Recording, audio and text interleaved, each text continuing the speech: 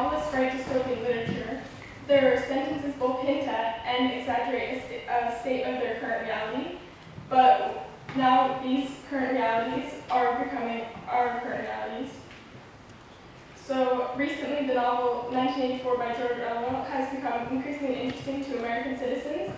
The demand for it spiked shortly after an interview in January that Kelly Conway gave, who was an advisor to Donald Trump, in defending the false claim by the White House press secretary, Sean Spicer, that Trump had attracted the largest audience ever to witness an inauguration.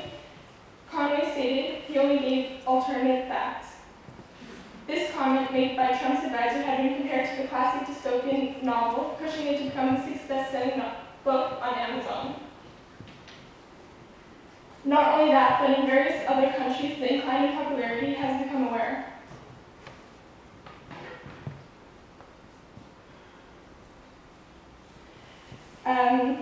Comparisons were made with the term newspeak, used in the novel, a fictional language that aims at eliminating personal thought. Doublethink, another term coined by Orwell, means the power of holding two contradictory beliefs in one's mind simultaneously and accepting both of them.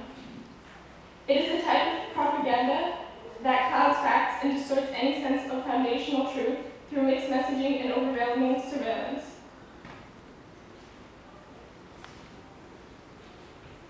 But Orwell wrote, but since in reality Big Brother is not omnipotent and the party is not infallible, there is a need for an unwearying moment-to-moment flexibility in the treatment of facts.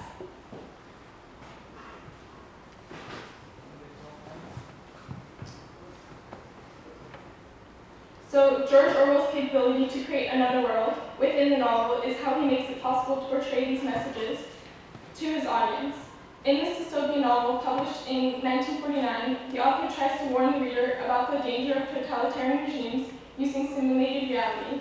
Simulated reality is a common theme in science fiction, and it can portray an extreme case, in this case, Orwell's prediction of the year 1984. Thus, the novel is Orwell's revolutionary way to tell the truth and warn readers about the consequences of totalitarian states in both the past and the future. 1984 is centered around Winston Smith, a low-ranking member of a ruling party in London in the nation called Oceania. London is everywhere Winston goes, even in his house. The party watches him through telescreens, and everywhere he looks, he sees the face of the party, an omniscient leader, and a figure only known as Big Brother. The party controls everything, even people's history and their language. Defying ban on individuality, Winston dares to express his thoughts in a diary and pursues relationship with Julia. These criminal deeds bring Winston into the eye of opposition, and they must reform him then. George Orwell's 1984 introduces a memorable words without freedom, which is Big Brother is watching you.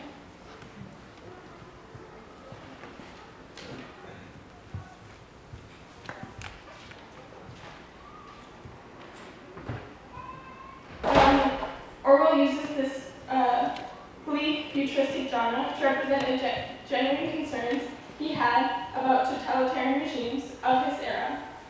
He primarily focuses on the political context of the 1940s in which he was living. Written in 1948, 3 years after the war, the world was still in a state of uncertainty. There was a huge divide between the communist Soviet Union and the capitalist West. The Cold War just began, and it was clear to Orwell the impacts it would have on the rest of the world.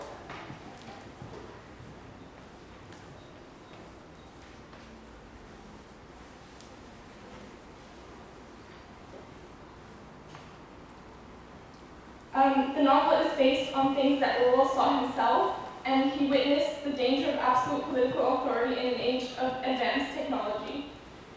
There's an institution in the novel called the Ministry of Truth, where Winston works and systematically disseminates falsehood for the state and changes history. This mirrors the BBC, where Orwell worked during World War II, and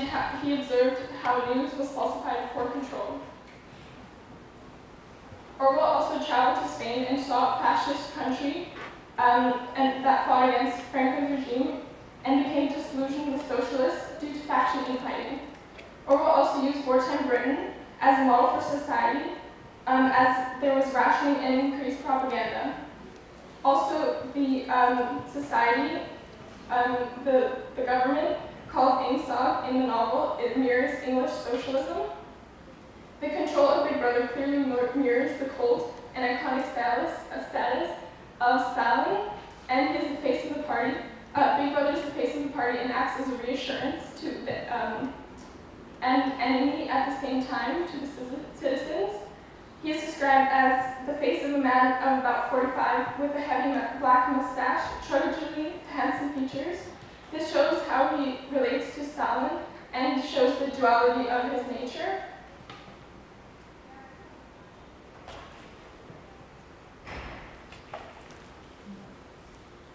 The portrayal of children's loyalty to Big Brother mirrors the Hitler Youth, who were shaped to be an ideal Aryan army. Similarly, the party molds the youth spies to serve Big Brother by teaching them to spy and report on others, even their parents. And Winston describes his neighbors' children as being systematically turned into ungovernable little savages. There's no love cultivated in families, and as children's devotion is towards Big Brother. This was similar to the Nazi era, as parents fear their own children. This link between the two is a formidable way for Orwell to show how totalitarian regimes operate, and he takes these methods to a terrifying conclusion where the population is not just controlled through fear, but through their very own thoughts.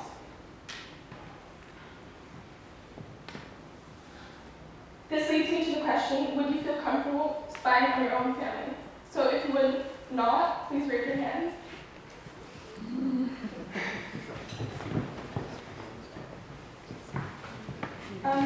In the GDR, or the German Democratic Republic, this is actually something that happened, as people actually spied on each other, even their friends and family, because of the oppression and threats of the government. So this is something that Orwell predicted.